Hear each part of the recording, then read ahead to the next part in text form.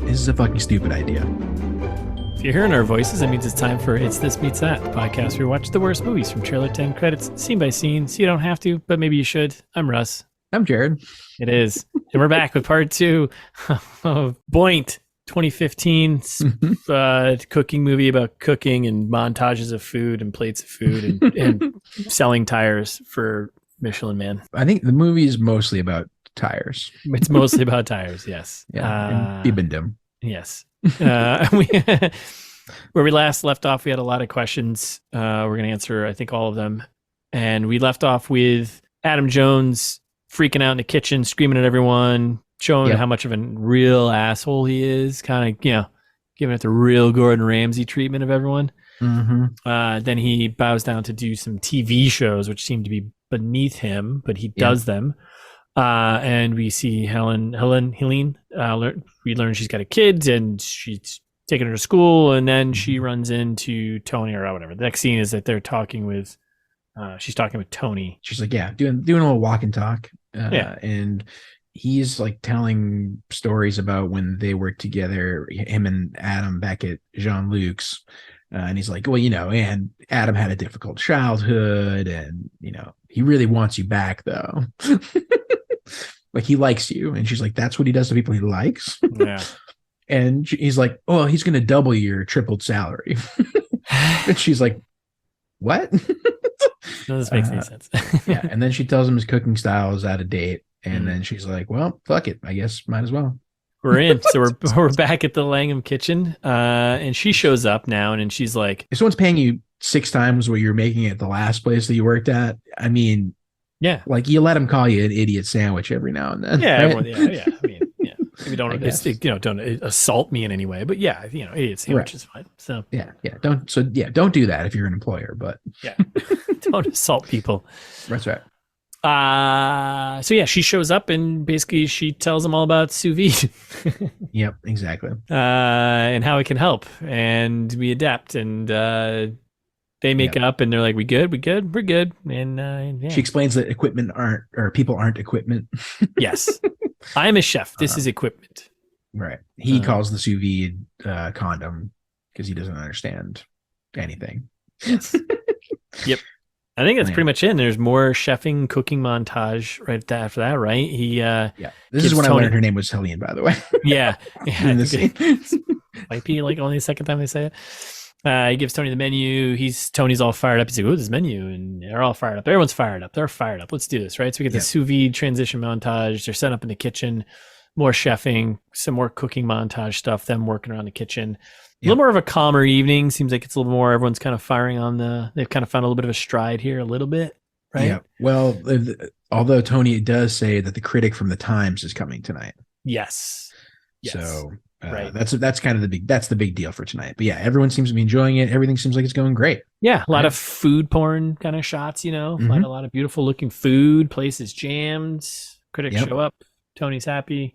Somebody gave away Tony's personal phone number, and people are calling him to try to get a table. Yeah, that's a good sign, I guess, right? And then we cut to the next day, and we've got a shot of Rhys's spy there, Rhys's PC spy, his partner, right? And he's checking the paper, and he sees an article about Adam Jones's restaurant, surprises and delights as a chef, blah blah blah, right? So positive. Yeah, the New Times review. Yeah, so it's good. This is Ryan marked halfway, but we're about the 45, 41, 40. I mean, right around the next couple scenes, like halfway ish, but yeah, somewhere around there. So we're at Rhys's restaurant, and he's just breaking everything, smashing from the trailer. All of the plates, flipping the tables. And then Rhys's buddy there, I think his name is Jack. He comes in, his spy buddy, and he's like, "I've got everything invested in this restaurant. You guys are like schoolgirls." So basically, what a line. Yeah, he's like, you guys are worse than schoolgirls. Yes, and you're like, what? Okay, I don't know. I'm offended again. Yeah. Alrighty. And then we cut back to Adam Jones. He's reading the paper on the street, arguing with Helene about something or other, because he's like, even though the review's good, he's not happy about it. Yeah. And she's like, why aren't you happy? Yeah, because we're back in the Langham kitchen, and they're like chatting, whatever. And some of the stuff is from the trailer, I believe, right? And this is where he's like, I don't want my restaurant to be good. I want it to be orgasmic, And I don't want people to come here and eat food. I think his actual line is like, I want people to. He wants to cook food. I want to cook food that makes people stop eating. Right. That is what he says. All right. Yep. And he basically keeps leaning into how he needs her to help him do that, right? Yes, exactly. Because he can see her talent, and he's the only one. He's very manipulative. He's a bad person. And then we get a cooking recipe montage again. Another one. Yep, that's right. They're working on new recipes together. Like days are going by. She's not seeing her daughter. Like she's very clearly ignoring her daughter. Yes. They're failing. They're throwing stuff away. They're trying stuff. Ooh, waking up early. Yeah. Trying to solve the mystery that is the human stomach. The poor little girl's making coffee. Yeah. Like get her to work, right? Yeah. She's got thumbs. A ruthless appliance. Yeah. Like a stovetop coffee maker. Who uses that? Wow. And then finally he has a taste of something and gives her that look of, you did it. We did this. You did this together. We're going to do this together kind of thing. Everyone seems happy. So now we cut except the little girl. Yeah. And then we cut back to the restaurant during the day. And this is where we get the Tony exposition. Tony giving the splainer to the staff about the Michelin star system and the ratings, right? Yep. Which is kind of like what if the audience doesn't know what the Michelin stars are? Let's have a whole scene about explaining it. Yep. Which is also weird and offensive in parts. Like they're like, oh, like sometimes it can even be a woman. Yeah, I know. The explanation of it is it's oh god, it's so ridiculous. So they get the whole staff there, and they're like, and one woman's like, one of the staff members, she's like, oh, the Michelin book, the guide, whatever, and the his right hand woman there, she's like, no, it's like the Bible of books, Like, what? And then and you don't know who they're going to be, who the Michelin people are. Usually they show up in pairs. One can even be a woman. They book before 7:30. They show up. One shows up first, has a drink at the bar. Partner shows up a half hour. So they got all these like criteria of like how to spot them. Yeah, which they always put forks on the floor. That's like a weird thing that they call out several times and then continue to basically the rest of the movie. Yeah, which I was poking around like they don't actually do this. No, of course not. That's ridiculous. Like none of this is real. Like this isn't real. It's like this can't be real. It's not. And then so they get into details of this stuff. And then Adam Jones pops in the background. He's like, everything's got to be perfect. Oh, and they do talk about the scales. Not right? He's good, like, not excellent. Yes. Perfect. Yes, you can have 1, 2, or 3 stars. You can even have 0 stars. And he comes in. Yes, it has to be perfect. So. Mm-hmm. So you got a bunch of exposition about a Michelin man. Then we cut to the kitchen again, and then what a weird scene. Like Tony comes in, and he's like, "There's 2 Frenchmen here to see you." Yeah. You're like, what? So this is where we basically learn their boneses looking. This is where we get to meet boneses. The boneses looking for the drug money. You actually don't really talk to these guys very much. They just kind of show up and look tough, I guess. Mm-hmm. And then Michelle and Tony are watching from the outside, and Michelle's like, "Hey, why don't you just loan him the money?" And he's like, "Adam's refusing to take it, right?" Yeah, I tried. And then we cut back to the kitchen, and Helene burns herself, right? And Max is like, "Oh, that's a bad burn," whatever. Yeah. And Jones kind of looks over his shoulder and he's like watching her like as if he's worried, I guess. Yep. And then they chat in the alley, and she asked for some time off, and he basically just uses his power as a cook, his power to like keep her around. Like, no, you have to be here like all the time. I need you here. Yeah, I mean, so there's a couple of things in this scene. So she's like out in the back smoking. She's on her smoke break, right? Yes. Adam comes out and he's like, "You need to try this," which she just literally put out her cigarette. Like she can't taste anything right now. Yeah. I guarantee it. Yes. Good point. Like, ridiculous. Good point. That's a good point. Like he watches her put out a cigarette and then try the thing. Like, come on. Talk about a palate killer. Right, exactly. And it's not just she wants time off. Specifically, she's like, "It's my daughter's birthday on Thursday. Can I at least like not work the lunch shift so I can set up a party for her?"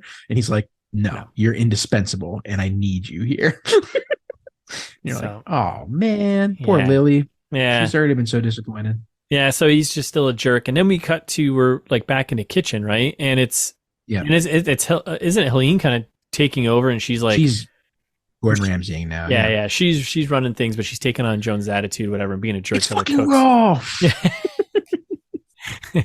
Like, how do you mess up sous vide? Yeah, that's a good point. That's a very good point. And then Michelle goes back and talks to Jones about Helene. He's like, "Hey, you're pushing a little too hard, you know." And he's like, "Well, she wants to be like us. She has to live the life, you know."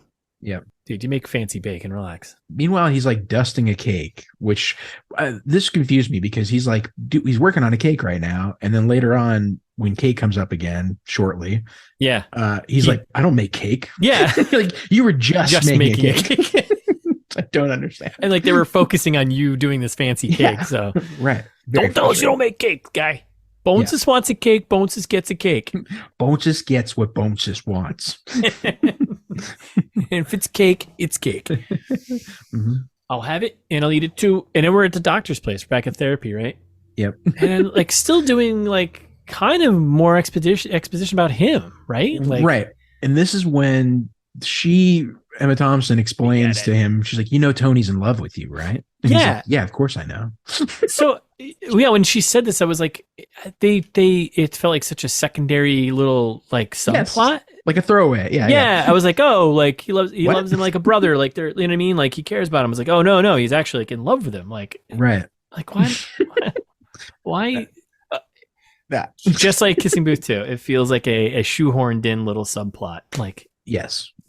Like if you're gonna it would have been better if they made that a core part of the plot. Well, we'll get to that in Ameliorations probably. Yeah. So more exposition about him, more exposition about Tony background, and how much he wants him to succeed. How much exactly from the trailer.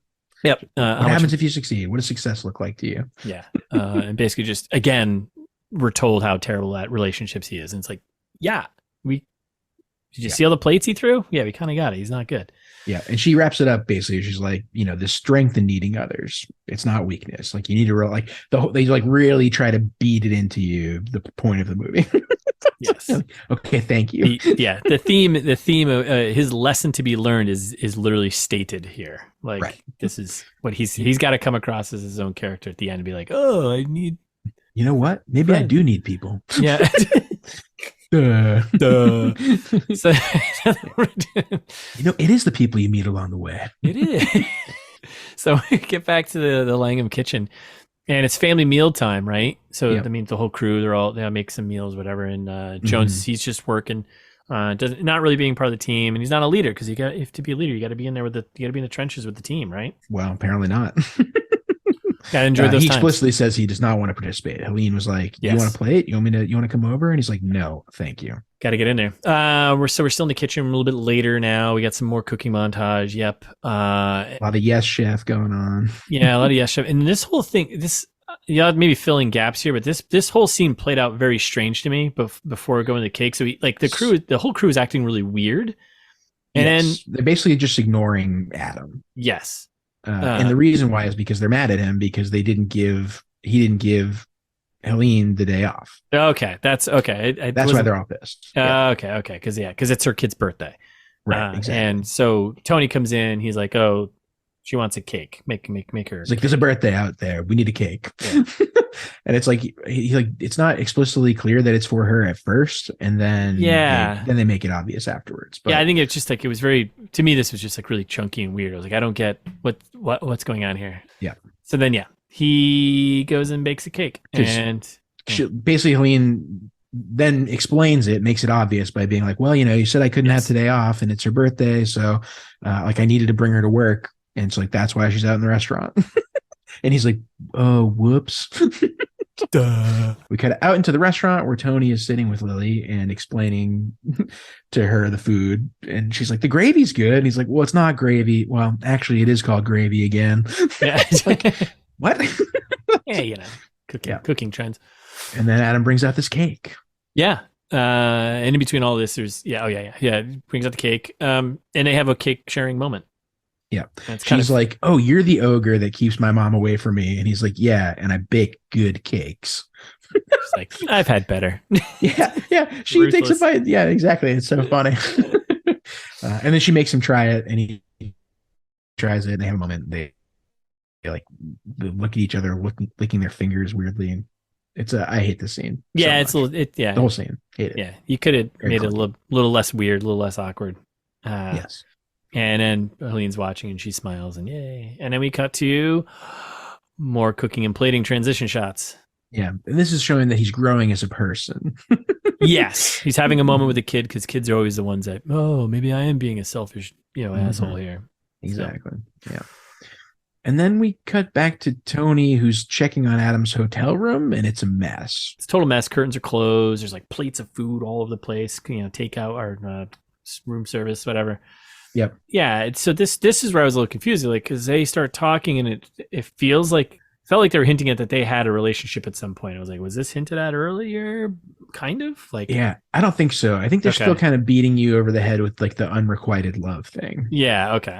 I guess it just felt like there was, yeah. Anyways. So yeah, more of that kind of subplot there. Well, because they make it very explicit at this point. This is when, so Adam's like talking about how he always leaves the like they basically say it. So Tony, yeah, kind of, but it's still not. It's not. To me, it wasn't clear. To me, it still wasn't clear at this point. No, he's like, well, no, that they didn't have a relationship at some point. That wasn't clear to me. Other than like Tony's like, oh, he's like, I can make you breakfast. Like, breakfast over love or something like that. I was like, okay, so did you guys actually? Does he say they never had a relationship together? Well, he says yes, because he's like, basically, Adam's like, oh well, not like. Anything's possible, whatever. And Tony like looks forlornly and says, well, not everything is possible. Like that's the explicit in my mind, at least, when he's like, well, no, like if it was, I'd be with you. Yeah. Like, that kind of thing. Yeah. I mean, you could still have that you could have had a relationship in the past. They could have broken up and he could have broken his heart and Tony could still be hung up on it. That's where I was looking at that from. I was like, oh, so then they did have a relationship at some point and he broke his heart. But he's like, yeah, I still can't have the thing that I want, which is you. That's how I looked at that. So it was like, it wasn't. Gotcha. So I don't know. I don't think that it's 2015. Yeah. I don't think they're having a bisexual character that they're not making explicit. I don't think they're having an implicitly bi character. Right? Yeah. I guess it's true. 2015, right? It's unfortunately, like again, like I would prefer to have some more. That's the worst fucking excuse too. Oh, 2015, I guess. Like, right? No, like, come on. Like, yes. Anyways. I hate this. So we learn more about kind of like what Tony was expecting, blah blah blah. And then the other key thing of this scene is that he was invited to Rhys's like his grand reopening of his own restaurant. Yeah. He was like so like weirded out about Adam doing a thing that he was like, I need to destroy and recreate my new restaurant. Okay. So he gets an invitation and Tony's like, hey, why don't you bring someone that, will keep you out of trouble, basically. So which is not me. So we're back in the kitchen and basically Adam just asks Helene if he wants to go to the party with her.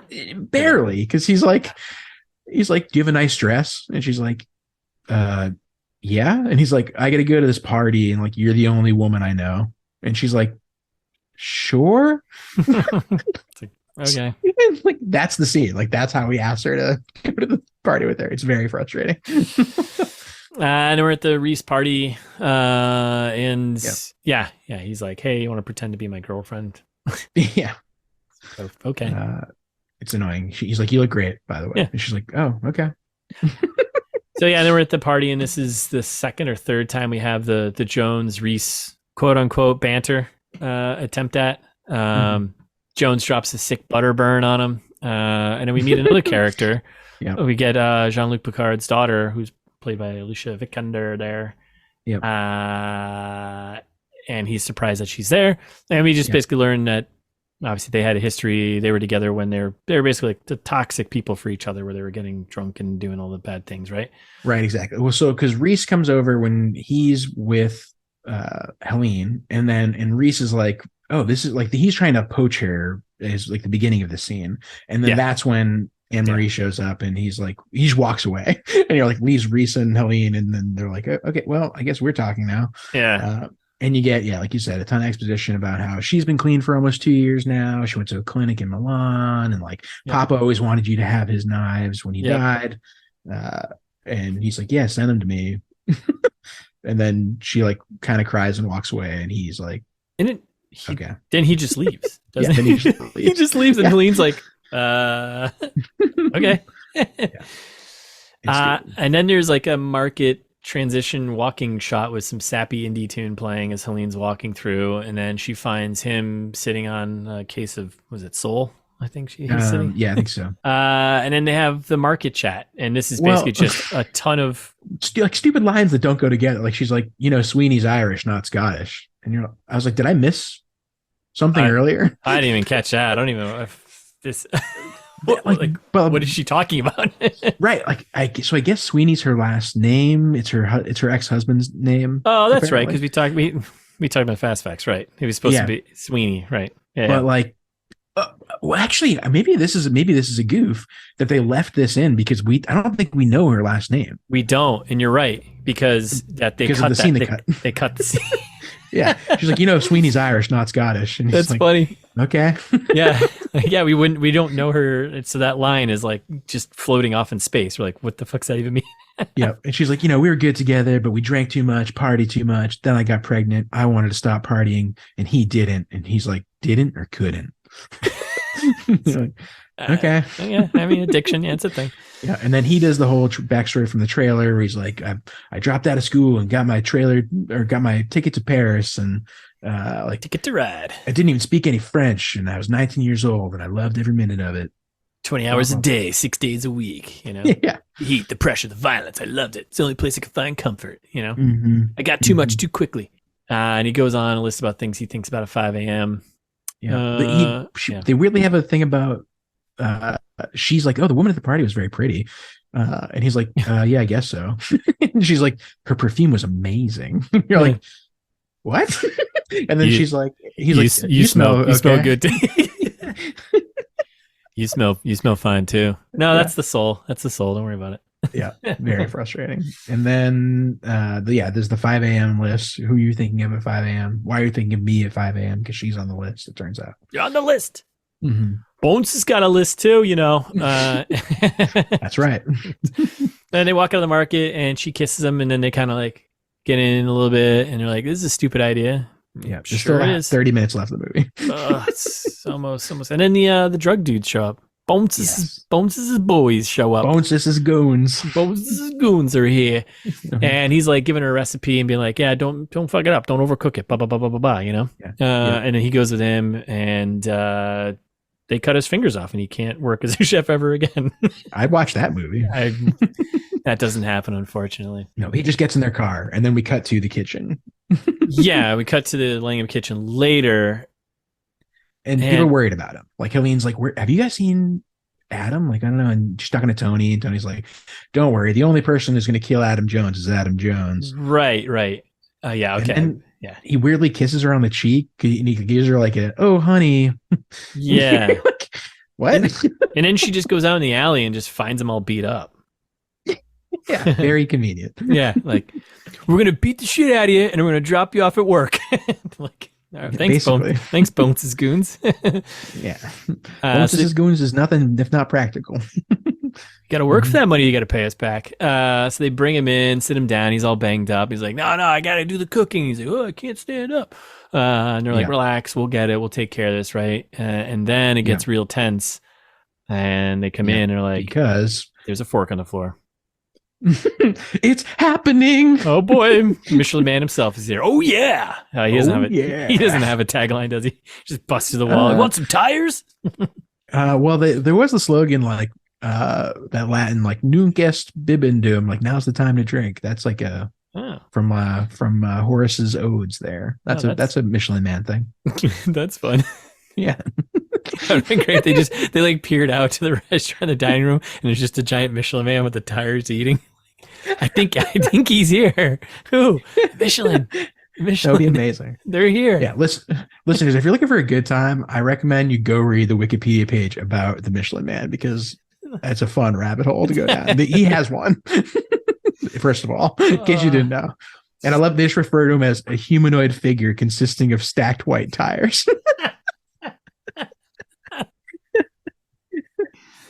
Oh my God. Too good. Mr. Great. Michelin. So yeah, he's there himself.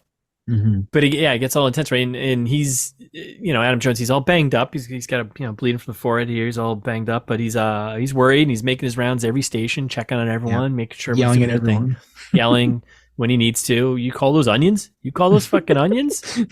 Onion much? Onion much? And then the team's kind of firing on all cylinders. He's just, doing his thing, right? And then they're plating for Mr. Michelin himself. And like Adam's like breathing really heavy. And then he sits back, moment passes, right? Service. Yeah, and then still bleeding from his face wounds. Meanwhile, yeah, which I think he just wiped off with a towel, which is not sanitary. You can't be working a kitchen when you're bleeding from your forehead. I'm sorry, you sure can't. Sure can't do that. So, and then the moment passes. They bring the food out, and then Tony comes in, returning the food. Food's been returned. Then we get the big too spicy, and we get the big twist. You ready for this? Crazy. Michelle. I didn't see it coming. I didn't either. Spiked Sabotage. Sabotage. Little sabotage. For Paris. Et tu, Bibendum? he spiked the pudding or whatever it was. And and then Michelle's like mustard or something. Yeah. And he's like, he opens up his palm of his hand. He's just like covered in like paprika or something like that. And he's like, covered in cayenne pepper. And he's like, yeah, for Paris. Yeah. For Paris. Yeah. Viva la Paris. Oh, for the entire city? No, just kidding. It's for him releasing rats in his restaurant. Remember? Yep. Oh, God. Yep. Didn't see it coming. So then this Michelle's is when Adam goes crazy. Yes. He throws the thing to the wall, starts laughing. Yep. He's like, he walks out and he's taking it to the streets. And he's on a bridge and you think he's going to jump. And he's flipping through his notebook, remembering when he shucked that millionth oyster back in Louisiana. So long ago when he was doing that. And he just left the job and left those guys shorthanded for the day. Probably for the week. Remember that? For a while, yeah. Yeah. Climbs to the edge of the bridge there and then throws his notebook out. That's it. Yep. Done. Letting go of the past. Cut that scene. Yep. Don't need it. And then we're in Rhys's kitchen, right? And they're doing cleanup time. And he walks over to the window outside and it's just like screaming. Yeah. The glass, like banging on the glass. He's wasted. Yep. Completely wasted. And he comes in, he just makes fun of all their equipment, their sous vide equipment. Like, yeah. And Rhys is being a surprisingly sympathetic character. And he's like, everybody get out. Yep. Don't want you to see this. Get everyone out. And then Jones playing around with the bag and he's out and he puts the sous vide bag over his head.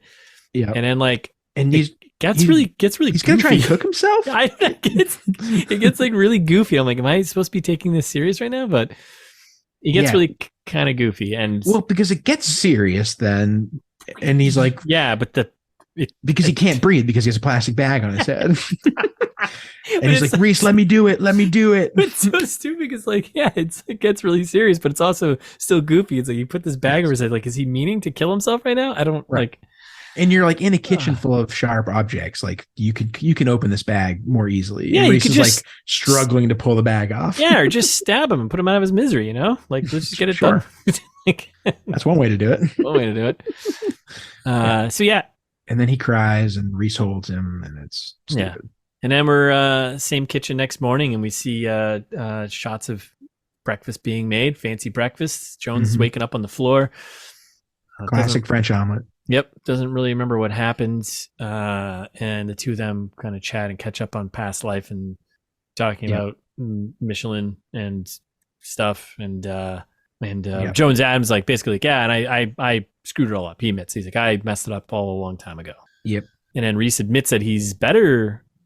Rhys admits that Adam is better than him. Yeah. Right? This is the big core part of the scene when Adam's basically like, he's like, why did you take care of me? And he's like, we need you. We all need you. You're better than me, which means you're the best. And we need you to take us to new places and like do more creative things. And he's like, oh, yeah, it's stupid. Yeah. But that's the kick in the pants he needed, apparently. Yeah. To realize that he can continue to be an asshole. No, basically. It's like, all right. So I should keep I should just keep being a jerk then. Cause that's gets me here. And then we cut to, we're back at out on the stoop of the doctor's office, right? Emma yeah, Thompson's and office. this is a really short thing. He's just sitting there. She comes by and she's like, all right, yeah, come on in. I got 20 minutes. It's not Friday. Yeah, I got 20 minutes. We can chat. Yeah. And then we cut back to the Langham kitchen, and Helene's leading the way, right? Kind of waiting for Adam to show up. And then Tony goes and checks his phone. He looks all concerned. And then that's it. And then we cut to the streets. Bonesis comes back. Yep. We see the drug dealer. He sees the drug dealer's car. They walk by and they're like, Bones says you're a very lucky man. Yeah. Regards from Bonesis. From Bonesis. Les Bonesis, because he's French. And Picard's daughter, Anne Marie, is there. Yep. Apparently she paid them. Yeah. She paid off the debt because his debt was as much as it was hers. That's what she says. Yeah. Yeah. And she also says he looks terrible. Yep. And she's like, here's my old man's knives. And then I'm taking a train out of town. See ya. He sharpened them himself before he died because he knows how much you like everything perfect. Well, bye. See ya. Like, exit stage left, character. We don't need you anymore. Yep, pretty much. And he's basically like, oh, I want to have some Frenchy talk. And he's like, I want to re-earn everyone's respect. Blah, blah, blah. Yeah. And she's like, food was good the other day. And then that's it. That is like the last time we see her. Just like sealing up all these little side plots. Okay, drug dealers dealt with. Okay, ex-girlfriend dealt with. Oh, Michelle, he's dealt with. Like, move along. Bonesis has been satisfied. You paying me off is like eating a really good meal. All right, and then we're back to the hotel. A hotel room, right? Yeah. Right. He's hanging out with the knives, checking the knives. You know, they look fancy. Yeah. They look well worn. Like they look like they're his hero's knives. Yeah. Confirmed. Here goes my hero's knives. Yeah. And then Tony and Helene show up, right? Yep. And we get kind of a big, little bit of a reveal here that Michelin guy out there wasn't the real Mr. Michelin guy, right? That's right. Well, so because Tony is like, don't worry, the kid took over the restaurant. There, he's like, wait, you're here, and Helene's here. Like, who's running the restaurant? Whoa. And he's like, don't worry, David's doing fine. He's like, by the way, I called the Michelin office, and there were no Michelin people in London last night. And so then I called the phone number that they gave us when they booked the reservation. Guess what? Software salesman from Birmingham. And he's like, what do you like? Laugh or something, right? And instead of laughing, Adam kisses him, and it's weird. Yeah. But Helene's like smiling. She's like, "Oh, nice." And Tony says, "Thank you."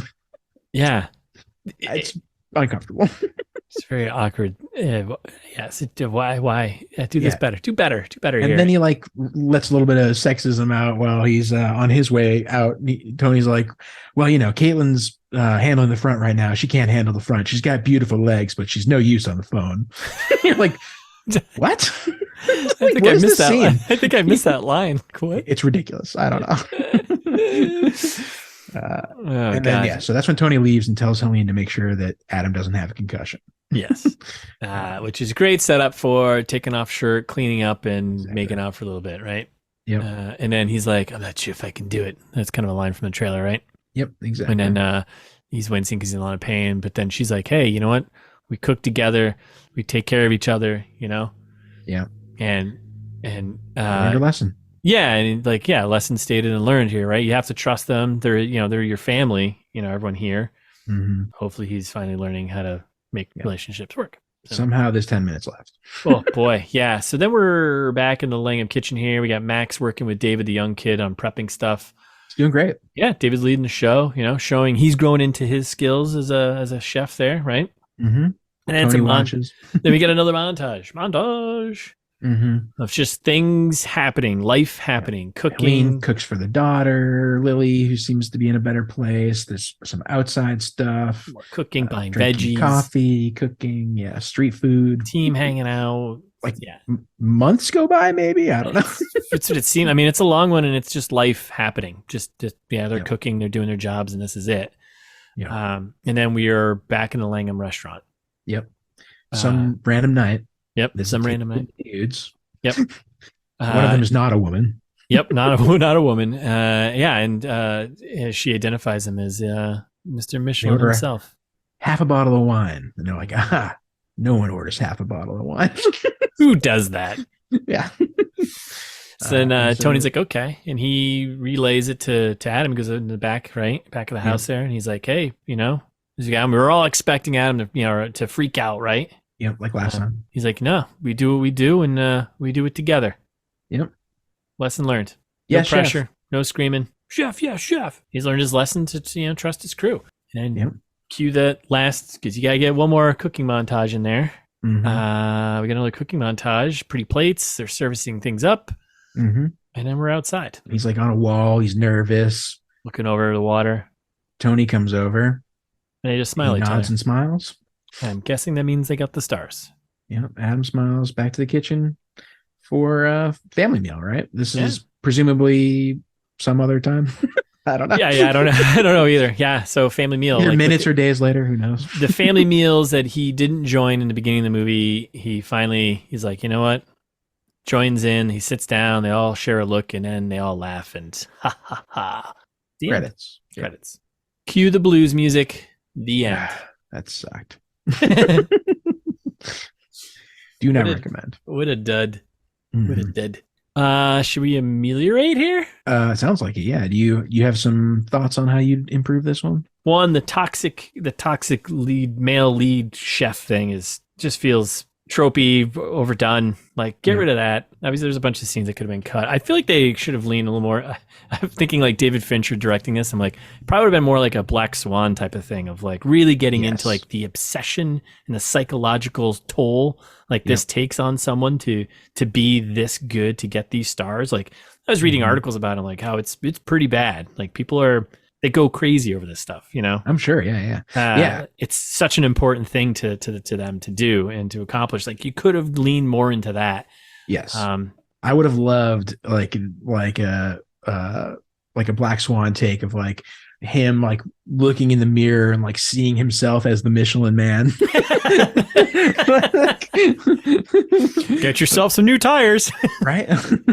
Like, I don't know, just like I can't handle it. There's this listeners and Russ, probably, you got to look it up. There's this at some point on the Michelin Man Wikipedia page, there's an old ad that's insane because so like I said, his name is Bibendum, which means which comes from that ode, now is the time to drink, right? And he's offering up a cheers, the Michelin Man, with a glass full of like nails and broken glass pieces. What? And apparently the implication from the ad that they're supposed to be selling is that the Michelin tires will easily take on any road hazard. Right. But I feel like the message you take away is like threatening the competitors. Like, I don't know, like it's very threatening and scary looking. So that's how I imagine, I imagine a lot of like cuts of like us looking at this deranged Michelin Man holding up a glass of nails and broken glass in the mirror at himself when he's like, I'm a monster. Yeah. Like, that's what I want. They could have gotten into a bit more of that. I mean, it's also tough because like it's just they could have gone a bit that way. Yeah. They could have gone a bit that way. I think it's also just like the I don't know. It's a tired trope of having like the white dude problems. I don't know. Like, yes. Even Emma Thompson's character says it in the middle of the movie of like someone told you at some point everything you did was good, and when you fail, you get really angry about it. And it's like, why? I mean, you could maybe explore that a bit more, but it's like, at the end of the day, the guy is a total asshole to everyone, but he still gets what he wants and still succeeds at the end. Like, you got to get rid of that storyline. Like, that's what I was gonna say. Center Helene, because Helene is obviously he could not have done it without her anyway. Like they do. Right. They treat them like throwaway scenes, but some of those cooking montages where they're together seemingly a lot of time working on these recipes and these dishes together. Like, center the movie on Helene instead. She's way more interesting, like single mother character. Yep. I don't know. Like, I don't know. I'd much rather watch that movie. Yeah, 100%. Like all the subplots too. Like they just felt like they didn't give him enough weight to him. Like the drug dealer thing, I was like, I don't care. This doesn't seem threatening to me at all. Like to this, like Like maybe make that, it doesn't have to be full on action or like that, but like you can still make it a dramatic and make it a little more like threatening to his actual life and what he's doing. Like, and those guys didn't have any lines. No, except they said one line. The guy said one line in French. He's like, "Hey, you're a pretty lucky man." That was it. Yeah, that's it. Out of all the times they were referenced, out of all the scenes they were in, like they were in like 3 or 4 scenes. Just looking lines. Foreboding, Yeah, just throwaway characters. I agree. Yeah. All right, even like, I don't know. You could have done something where maybe he actually does. He's got to really, really fail. Like maybe, I don't know. Like I think you make him like completely, but like his failure in this was. What even was it? Like nothing. It was like a fake failure because they were like, that's right. Those guys weren't even Michelin star. Don't worry. Oh, look at that. Everything just happens to work out for you. Yeah, like make Michelle's sabotage actually mean something. Like they basically like that was maybe the best like twist of the movie. Yeah. And then they immediately erased it. They erased the consequences of it. Yes. Just so he could still succeed. Kidding. Yeah. Right. Yeah. Stupid. And you had like, I mean, obviously the themes, family, that's always important. Like, and that's good. That's okay. You can work on that. How you need the people to support you to get through something, but very Fast and Furious. Still could have done that without, I don't know, just sabotaging every other like potential conflict that every other subplot was supposed to bring up. Mm-hmm. But maybe that's not what they wanted to do. They wanted to make it a light drama about a guy who just succeeds. And also the other thing too, like I don't give a shit about him. Like. No, not at all. They don't make him like a sympathy. Like I don't have any feelings towards this character at all. I agree. Yeah, I don't care about him at all. And I agree. Like I think you were spot on. Like it should have been Helene's story, and maybe even her like navigating through this situation because she's the only female chef in the back of that kitchen. I think. Yeah, that too. Like she was the only. I'm pretty sure she was the only woman in the back of the kitchen. Way more interesting story. Right? Like dealing with that battle and like having to deal with this arrogant prick and like actually like, or center it on Tony, who's like trying to, make his father's hotel a success and like also dealing with some difficult relationship feelings of his own and like that'd have been way more interesting coming to terms with his identity. And like trying to get out from underneath his father's shadow, something like that. Yeah, absolutely. That would have been much more interesting. And then having to deal with an arrogant prick chef. Yes. Who gets fired, hopefully, at some point. Yeah. Yes. Just go back to shucking oysters somewhere. Yeah. I think I think we're on the right path to how to make this better. So there's a bunch of ways it could have been good. Yeah. Starting with David Fincher and Keanu Reeves. Step 1, and bonuses, and getting more bonuses time. That's right. Yeah, much more bonuses. So, all right. I don't know. Do we want to? We're plating this one. Service on this one. 80. Are we 86ing this episode? No, don't 86 the episode. Oh no, not the episode. I mean, no, I don't want to 86 the episode. Yeah, but don't watch the movie. Yeah. No. If you haven't already, if you have, I'm sorry. Yeah. Otherwise, like go outside, like we always say. Spend an hour and 40 minutes with your loved ones. You know what? Take up a cooking class somewhere. There you go. Read a book. Read a book about cooking. Sure. Make some fish. I don't know. Good options. All while listening to this podcast. That's right. So, all right. Well, while you're doing that stuff, listening, thank you for doing that. And thank you for listening. Mm-hmm. I'll be back next week with a new movie. In the meantime, you can follow us on Instagram at It's This Meets That or ITMT Pod on Twitter. If you got a friend who you think would enjoy this, pass along to them. Mm-hmm. And wherever you're listening, Spotify, Google, Apple, subscribe or like or follow. Yeah. And actually, if you could, one more favor, I know while we're asking, can you also turn on like the automatic downloads? Because that's good for us too. You don't have to listen, but just turn on auto downloads. Yeah, you can get a good backlog going, but just auto download it, please. That would be helpful. And speaking of ways you can help us, you can also leave us a review. Don't say we never did anything for you because we just gave you a couple hours of content this week. That's right. Help us out. Write a review, 5 stars, maybe a comment, something nice, something mean, something about your favorite restaurant. I don't know. Yeah, give us some restaurant suggestions. Yeah, or if you want to write a long list of restaurant suggestions, you can send us an email. It's thismeetsthat@gmail.com. We read those in Trailer Trash, as I'm sure you know, because you listen to those too, and these, and all of this, all the way to the end, I'm assuming. Or you can go to the website. If you got everything that we just said, you can find all the other information about the podcast, the list of characters, the eventual ITMT game, all the other crap that we promised you at some point. Yeah. It's coming this year. And it's recently been redesigned by Russ. He did a great job. Thanks, bud. It's thismeetsthat.com.